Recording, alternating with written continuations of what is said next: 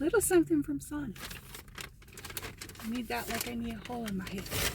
But I had a free birthday shake. Well, my birthday was, it's over a week ago now. I think today is Saturday the 18th. Anyway, it's a long weekend and I'm grateful for that. So this is strawberry. Oh, it's thick.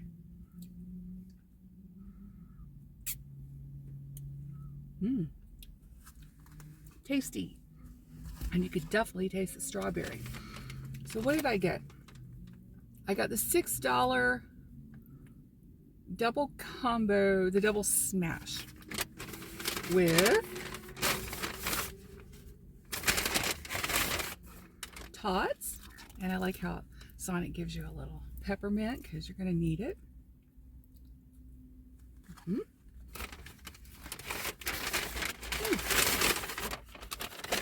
Sorry about the rattle. And a smash burger without lettuce. Because I don't like lettuce on a sandwich. I feel like that's what you taste instead of everything else. You just keep tasting lettuce. And you get a drink. So, like I said, it's $6. You get a drink, a burger, and your choice of tots or fries. I choose tots. I'm not crazy about the French fries. And then, of course, my milkshake was for my birthday. So, not too bad. Better than the last time I visited Sonic and I got that, I think it was a dill pickle thing. And that was I think it was $17. I'm like, that's a lot for a meal. Just saying. Anywho, I'm going to enjoy this, and it looks good. It looks smashing.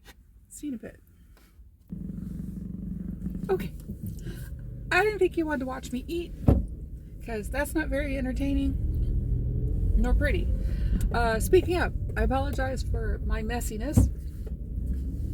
I am moving things from storage into the shed that I bought, and so I'm like, you know what, I don't need to dress up. But I'm blessed with a beautiful day that's only in the 60s, and that is about to change. We've had freezing temperatures. It warms up and we get more freezing temperatures, and tomorrow is supposed to rain. So I'm getting a little bit done today. Very little, unfortunately, but some is better than none, right? So as I mentioned, I just turned 62.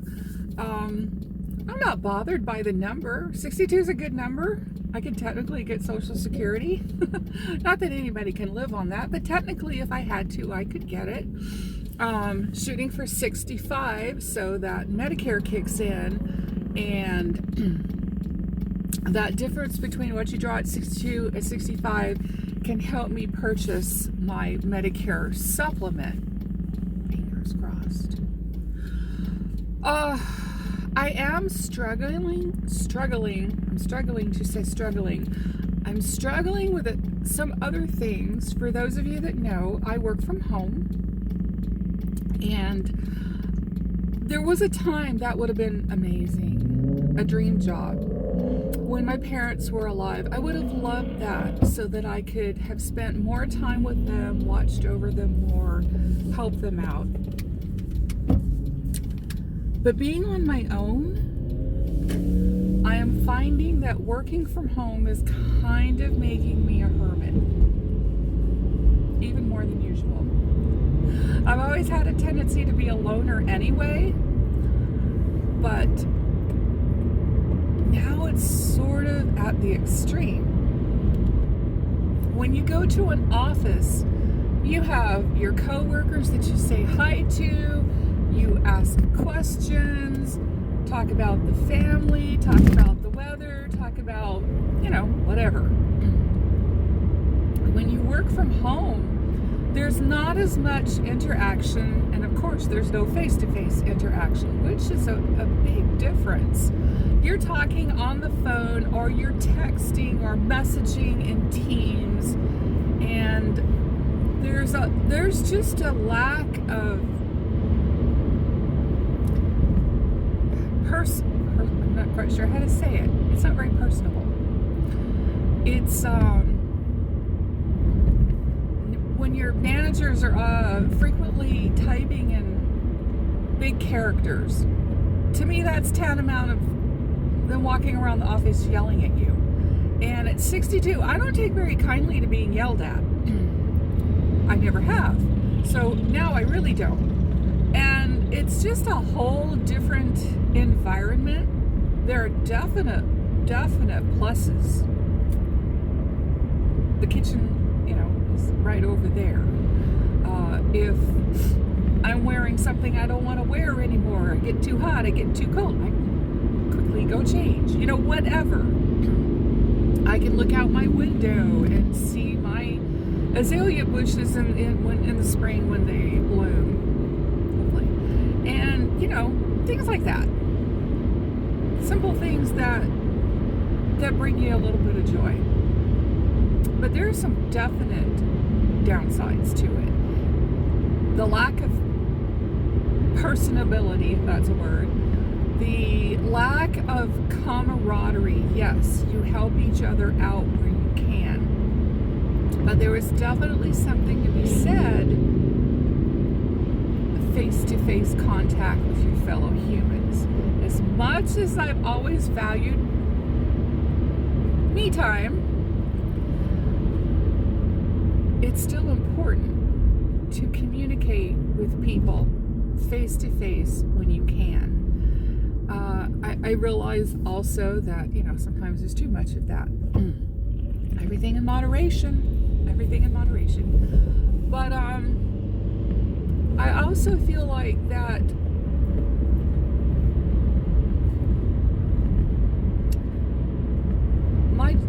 my position is actually technically quite easy. Volume-wise, it's very difficult. They seem to think that just because you're working from home, you can do more than you're actually able to do in an 8-hour day. And I think I've mentioned this before. And this trend just keeps going. They just constantly put more and more on you. Constant more and more demands. And I am a super hard, conscientious worker. Conscientious. And I pride myself in doing good work, doing a good job, and earning every bit of what I get. And let me tell you, I am earning it and then some. I am not compensated nearly enough for the job that I do. Which brings me to another point. I have arrived at my storage unit. I think people should be paid what they're worth. And I realize that, maybe you think sometimes you're worth more than you really are. Having said that,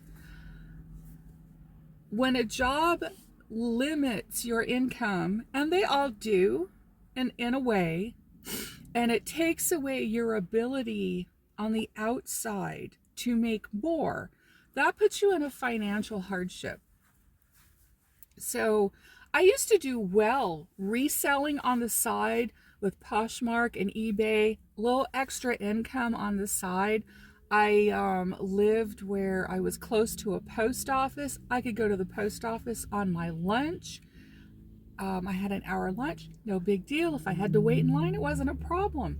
I also lived near the post office.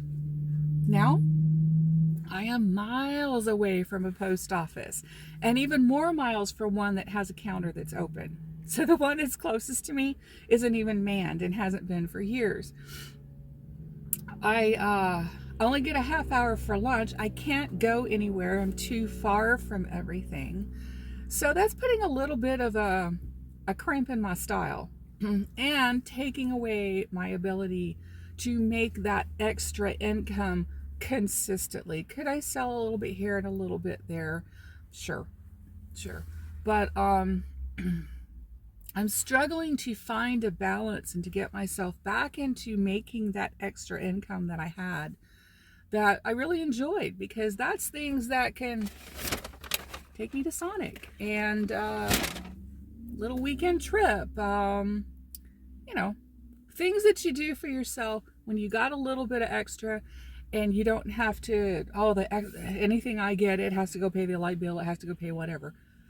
You know, it's important to do some things for yourself, and that extra income allowed me to do that. And I haven't had that for quite a while. Also, I have a real estate license that I'm not using, and I very much want to.